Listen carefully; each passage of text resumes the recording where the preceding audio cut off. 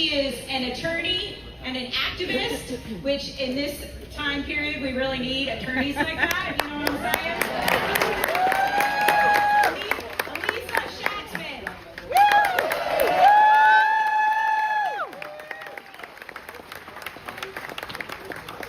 Hello, DelCo. Hello.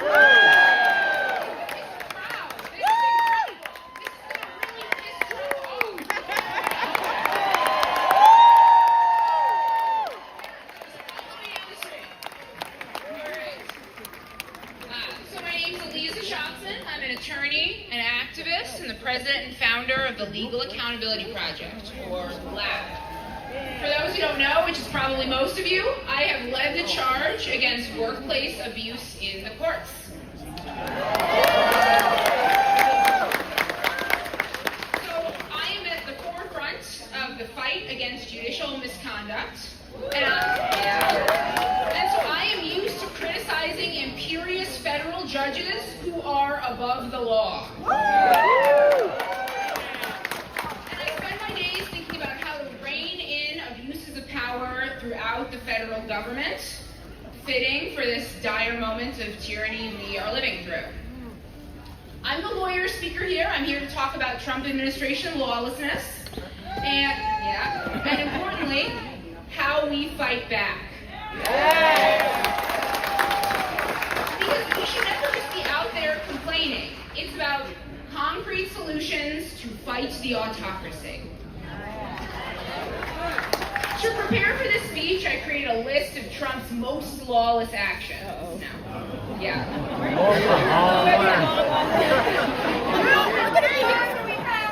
Everything he's done, So going through them take all day, so I'm just going to hit the highlights.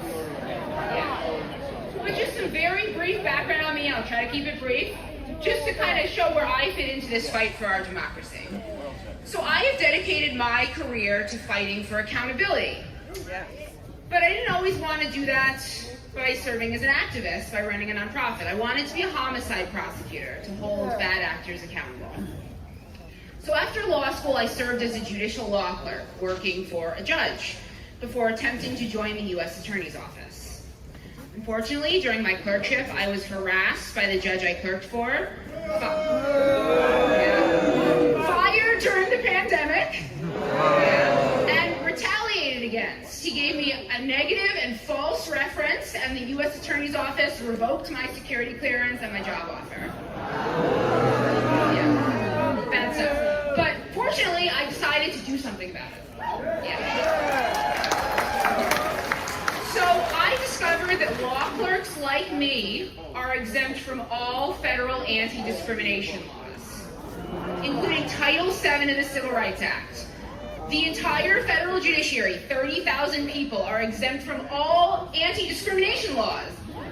I could not sue, I could not sue my harasser for harms done to my career, and judges are above the laws they interpret. So I launched LAP to correct injustices I experienced as a law student and a law clerk.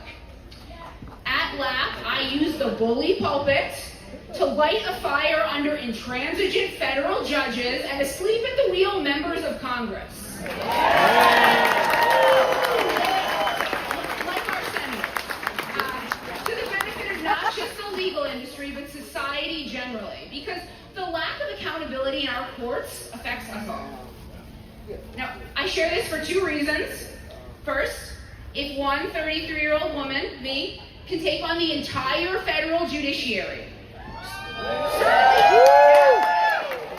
all of us here in this huge crowd can take on one addled, old, orange wannabe dictator.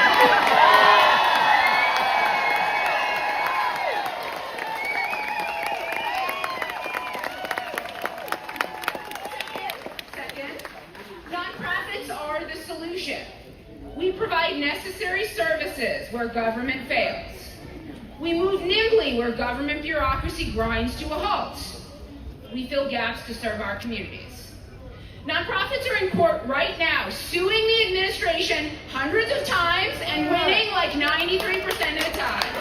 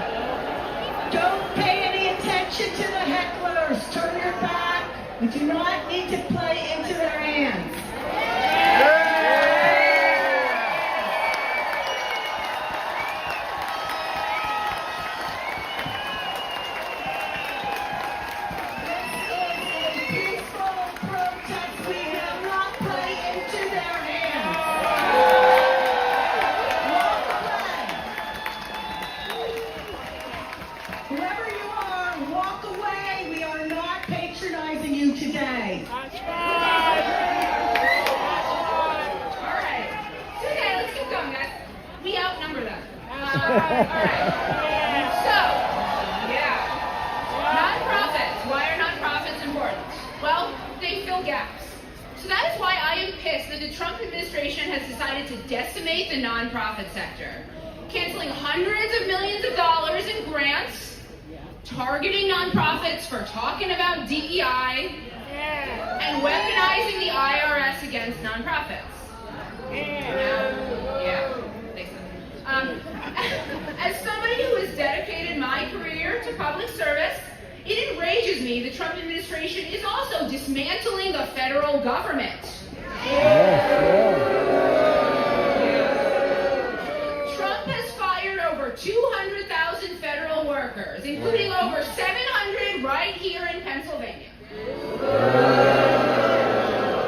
Now, it seems counterintuitive for a president who campaigned on fixing the economy. Like, what's worse for the economy than firing hundreds of thousands of people?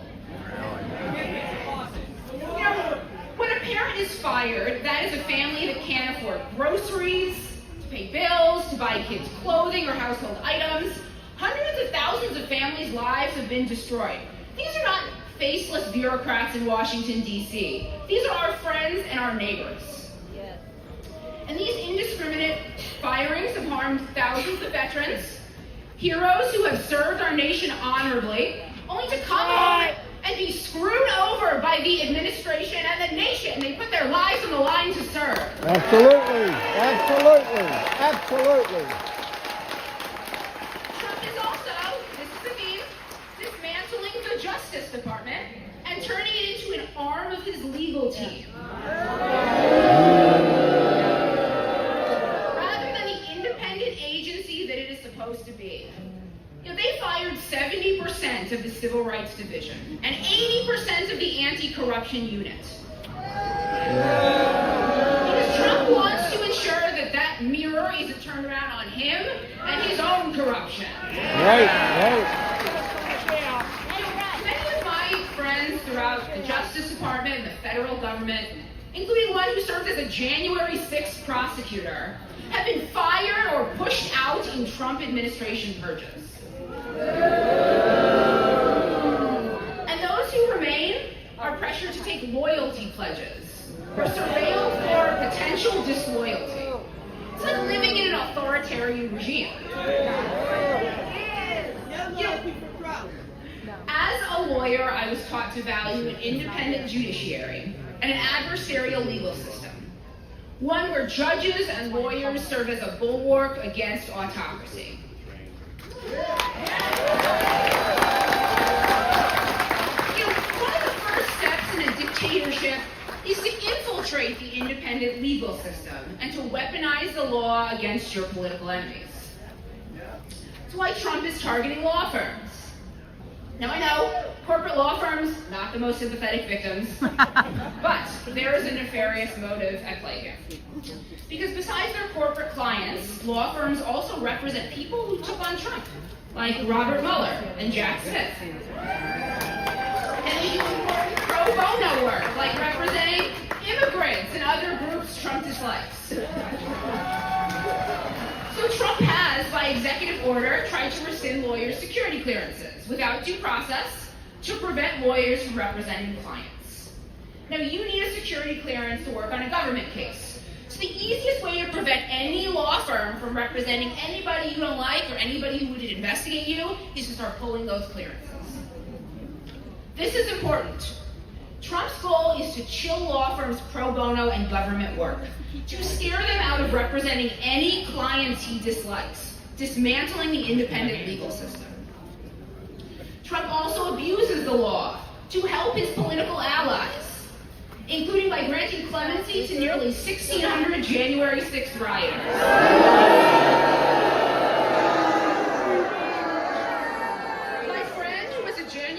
Prosecutor saw his years of hard work wiped out with the stroke of a pen.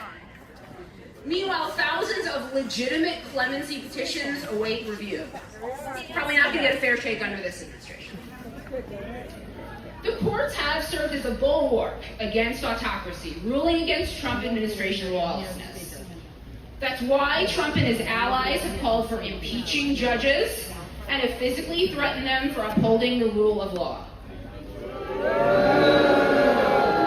And right now, Congress is considering Trump's budget bill. Now there's an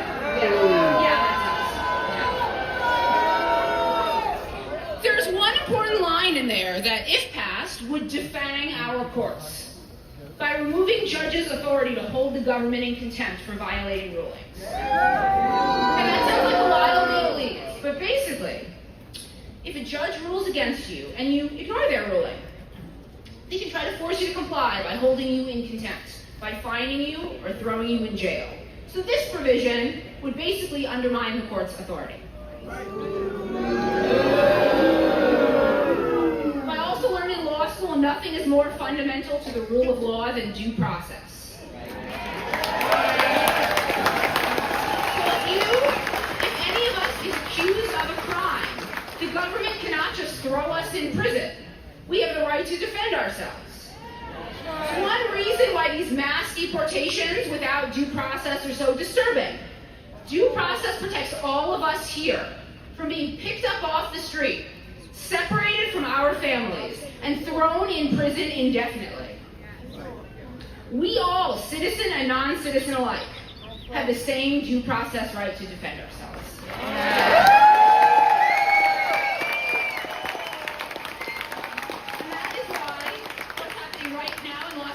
Is horrifying. We all know Trump has deputized the National Guard troops to quell protests in response to the inhumane ICE raids, infringing on our First Amendment right to protest, like we are right here.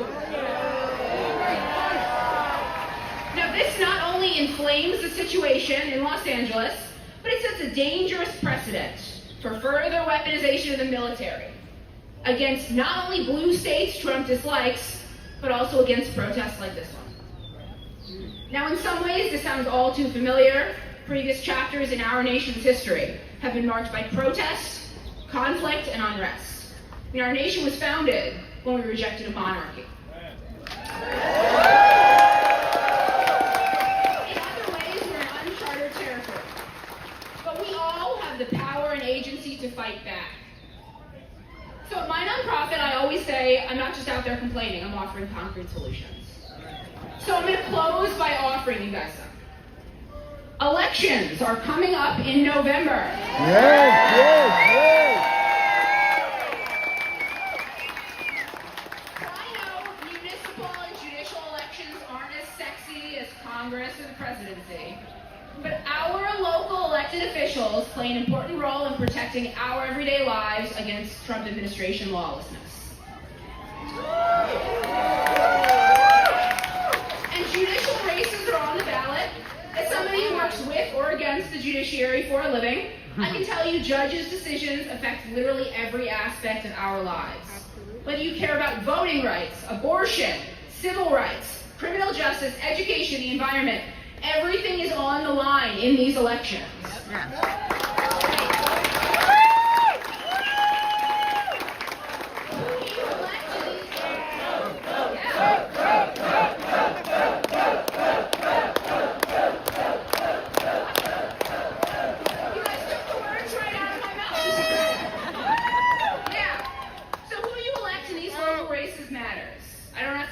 You guys, elections have consequences. And tell your friends to vote, get out there and knock doors, volunteer. You know, local races can be decided by as little as 50 votes. People in this audience could make the difference in a bunch of races. Now I'll close with this, I know I've gone over my time. Sorry, guys. Your voice matters. That's right. Your activism matters. As somebody who takes on huge, entrenched institutions for a living, what sustains the broken status quo is silence. Those who abuse their power benefit from your silence. Small, weak, petty dictators hate criticism. So I'm sure Trump hates these 2,000 No Kings rallies like this one happening right now.